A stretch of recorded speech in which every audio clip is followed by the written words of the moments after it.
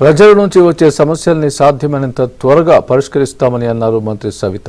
TDP కేంద్ర కార్యాలయంలో ప్రజల నుంచి వినతులు తీసుకున్నారు. ప్రజల ఇబ్బందుల్ని నేరుగా చెబుతున్నారని తెలిపారు. గత ప్రభుత్వంలో వైసీపీ నాయకులు భారీ ఎత్తున భూ కబ్జాలకు పాల్పడ్డారని ఆరోపించారు. పోలీసులు సైతం వైసీపీ నేతలకు కొమ్ము కాశారని అన్నారు. ప్రతి సమస్యను సంబంధిత అధికారులకు తెలియజేసి పరిష్కరిస్తామంటున్న మంత్రి సవితతో మా ప్రతినిధి పూర్ణ ఫేస్ టు ఫేస్. ప్రజాస్వామ్యం పరిష్కరించేందుకు ఒక వినూత్న కార్యక్రమానికి టీడీపీ అధినేత చంద్రబాబు శ్రీకారం చుట్టారు. ఈ నేపథ్యంలో ప్రతిరోజు కూడా ఒక మంత్రి అందుబాటులో ఉండాలని చెప్పి స్పష్టమైన ఆదేశాలు జారీ చేయడంతో ఈ రోజు నుంచి ఆ కార్యక్రమానికి శ్రీకారం చుట్టారు. తొలి రోజు ఎవరైతే మంత్రి సవిత మొత్తానికి ఈరోజు ప్రజా సమస్యలన్నీ కూడా స్వీకరించారు. అనేక సమస్యలు ఆ దృష్టికి వచ్చినాయి. ప్రధానంగా వాటి మీద ఆవిడ తెలుస్తున్నాం. మేడం, ప్రధానంగా ఇవాళ చూస్తే చాలా సమస్యలు మీ ముందు తీసుకొచ్చారు. ల్యాండ్ టైటిలింగ్ యాక్ట్ కానీ, లేకపోతే కొంతమంది వైసీపీ నాయకులు ఆ స్థలాలు కబ్జా చేశారంటాం కానీ, చివరి గంజాయి ఇలాంటి కేసులు కూడా మీ దగ్గరికి వచ్చినట్టు తెలుస్తుంది. అసలు ఏంటి ఎటువంటి కేసులు వచ్చినాయి, ఏ పరిష్కార మార్గం చెప్పారు? చంద్రబాబు నాయుడు గారు ముఖ్యమంత్రి అయిన రోజు నుంచి జరుగుతూనే ఉంది. ఈరోజు మా సెంట్రల్ ఆఫీస్లో ఈరోజు ప్రజా దర్బార్ కార్యక్రమం మొదలుపెట్టాం. చాలా కేసులు వచ్చాయండి. ముఖ్యంగా ఎక్కువ వచ్చిన కేసు ఏమంటే భూ కబ్జాలు. పక్కా వాళ్ళకి డాక్యుమెంట్లు ఉన్నాయి.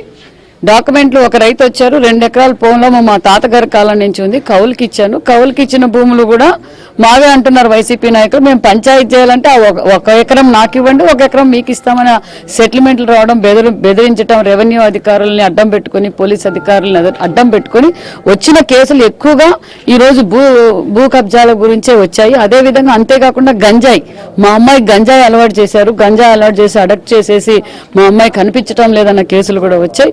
ఇప్పుడు అనిత గారికి కూడా చెప్పాను, అనిత గారు దాని పరిష్కారం కూడా చేస్తున్నారు. మాకు వచ్చిన సమస్యలు ఒక్కొక్కటి కన్సల్ట్ డిపార్ట్మెంట్ తో మాట్లాడి పరిష్కారం వైపు తీసుకెళ్తున్నాం. ప్రధానంగా చూస్తే కనుక ఆ సమస్యలు పోలీస్ స్టేషన్కి వెళ్ళినా కూడా పరిష్కారం దొరుకుతుందని చెప్పి కొంత ఆవేదన వ్యక్తపరుస్తున్నారు. ఎందుకంటే వాళ్ళు కేసులు తీసుకున్నప్పుడు కూడా అక్కడ వాళ్ళు పరిష్కార మార్గం చూపటం లేదని కూడా చెప్తున్నారు. వాళ్ళు వైసీపీ కబ్జాల్లో నిలిచిపోయారు సార్. అధికారులు కూడా ఏమైపోయిందంటే వైసీపీ నాయకులు ఏం చెప్తుంటే, రాజు ఏం చెప్తుంటే వాళ్ళు అలా చేసుకుంటూ పోయారు. చాలా చోట్ల కేసులు కూడా కట్టలేదంట. మామూలు కామన్ పీపుల్ వెళ్ళి నా భూమి ఇలా దోపిడీ చేసుకుంటున్నారు, కబ్జా చేసుకుంటున్నారు, నా ఇంటికాడ ఈ సమస్యలు ఉన్నాయి, నా డబ్బులు పోయాయి అని చెప్పినా కూడా వాళ్ళు పరిశీలనలో లేరు. అదే ఇమీడియట్ గా ఇప్పుడు కేసులు కట్టండి, ఇమీడియట్ గా యాక్షన్ తీసుకోండి అని కూడా మేము చెప్పాం. వాళ్ళకు భరోసా అంటూ కల్పించారంటారు. ఖచ్చితంగా భరోసా, ఖచ్చితంగా న్యాయం కూడా చేయబోతున్నాం. ఖచ్చితంగా ఏ డిపార్ట్మెంట్ ఆ డిపార్ట్మెంట్ ద్వారా వాళ్ళకి న్యాయం కూడా చేయబోతున్నాం. వాళ్ళకి ఏమైనా టైం బాండ్ ఏమైనా ఫిక్స్ చేసుకున్నారా? అంటే వచ్చిన ఆర్జీలన్నీ తీసుకున్నారు, వాళ్ళకి అంటే పరిష్కారం అయ్యే ఆర్జీలు ఏవైతే ఉన్నాయో అన్ని ఒక టైం బాండ్ ఫిక్స్ చేసుకుని వాటిని పరిష్కరిస్తారు. ఖచ్చితంగా చేయబోతున్నాం. ఈ రోజు క్లియర్ అయ్యేటి, ఈ రోజు కూడా కొన్ని డిపార్ట్మెంట్స్ తో మాట్లాడుతున్నాం.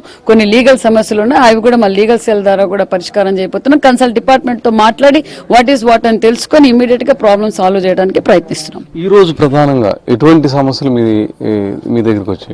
ముఖ్యంగా భూ కబ్జాలండి.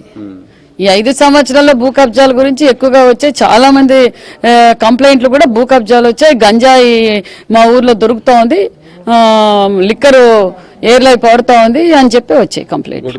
ప్రధానంగా ల్యాండ్ టైటిలింగ్ యాక్ట్ కూడా మార్చారు, సంతోషంగానే ఉంది. అయినా కొన్ని ప్రాబ్లమ్స్ ఫేస్ చేస్తున్నాం. వాటి మీద రిజిస్ట్రేషన్ కూడా చేసుకోలేని పరిస్థితి నెలకొంది. ఎల్పీ నెంబర్లు కూడా మారట్లేదని కూడా చెప్పడం కూడా జరిగింది. వాటికి మీద ఎలా? అదే భూ చట్టం రద్దు చేశామండి. గతంలో ఏదైతే మేము మేనిఫెస్టోలో చెప్పామో, ఎన్నికల సమయంలో చెప్పామో, ఎందుకంటే భూ చట్టం రద్దు చేయకపోతే అసలు ఈ ప్రాంతం ఏ విధంగా అయిపోయేది, సామాన్యమైన రైతు దగ్గర 1 సెంటు భూమి కూడా ఉండేది కాదు. అలాంటిది భూ చట్టం రద్దు చేశాం కాబట్టి ఖచ్చితంగా అందరికీ న్యాయం జరుగుతుంది. వీడియో జర్నలిస్ట్ కిషోర్తో పూర్ణ, ఏబీ మంగళగిరి నుంచి.